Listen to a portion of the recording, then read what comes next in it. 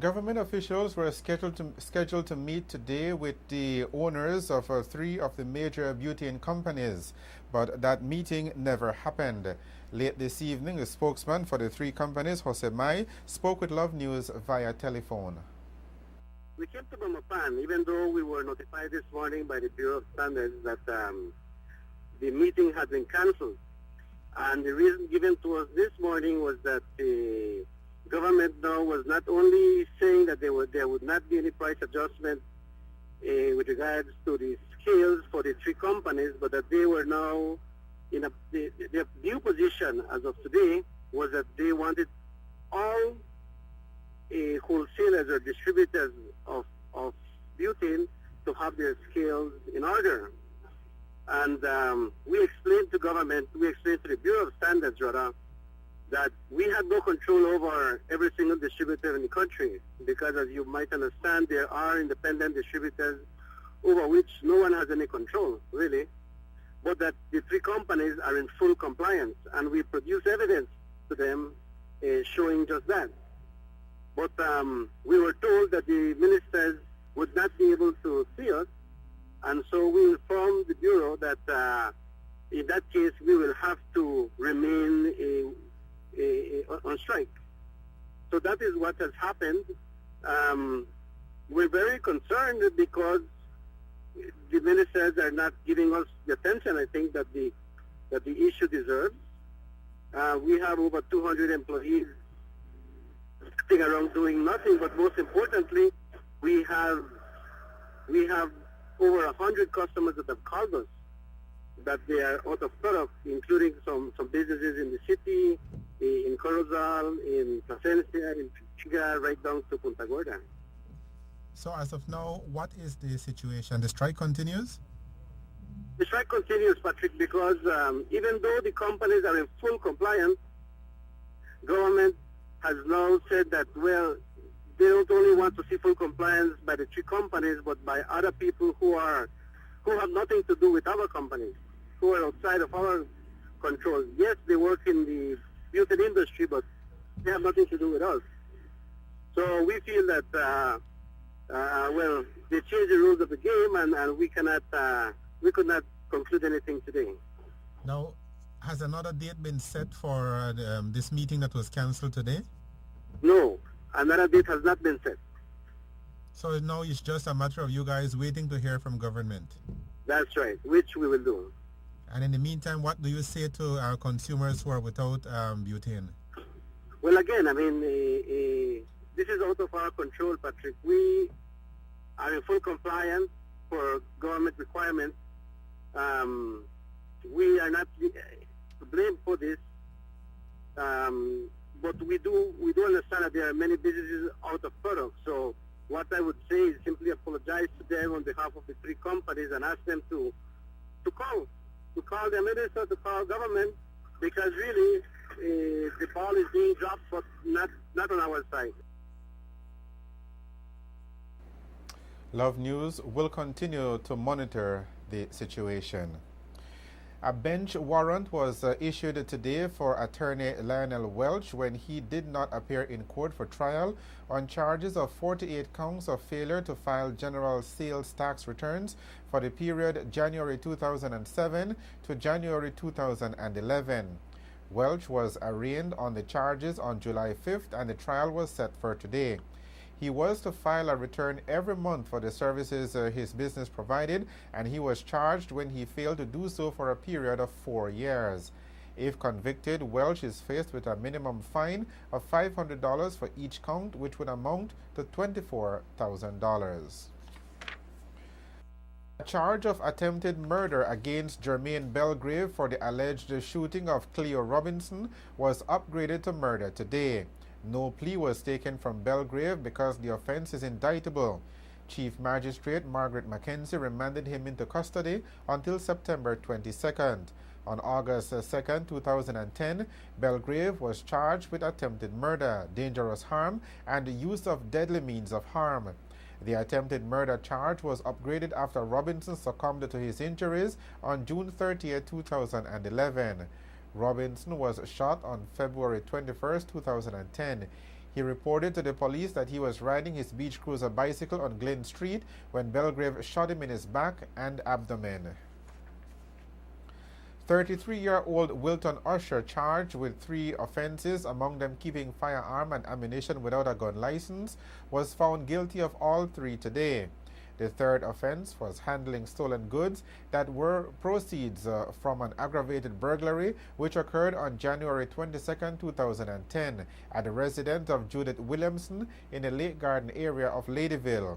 Usher was sentenced to 2 years for each count. Magistrate Emerson Banner, who imposed the sentences, stipulated that the sentences for firearm and ammunition should run concurrently and consecutively to the sentence for handling stolen goods. Therefore, Usher will serve 4 years in jail.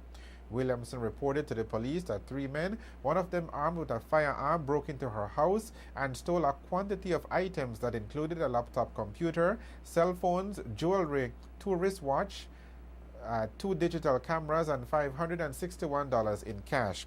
Williamson and her family said they could not identify the culprits because they wore handkerchiefs over their faces. Shortly after the incident, the police apprehended Usher at the junction of the Northern Highway and Lords Bank Road.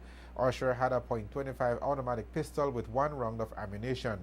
He also had some of the items that were stolen from Williamson. Usher testified and denied having any knowledge of the aggravated burglary. Today, the Ministry of Education and Youth, through the Youth for the Future initiative, held the annual Belize Youth Awards. The ceremony was held at the Bliss Center for the Performing Arts. The awards are bestowed on outstanding young persons across the country who demonstrate high standards of achievement and commitment within their fields of work or study. Christine Smith is the director of Youth for the Future and says youths will be awarded in 14 different categories.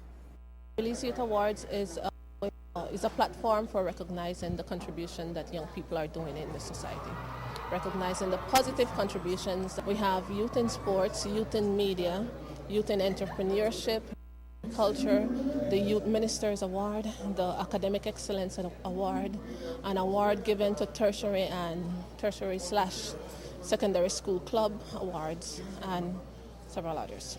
Now, these are issued to youth between what age specifically? In the age cohort 15 to 29. How was it like? I mean, were there a lot of candidates, nominations? It has been a very positive year. We have received a lot of nominations from across the country as it relates to all the different categories. The young people were nominated by stakeholders as well as persons within the community who recognize and appreciate the good that they're doing.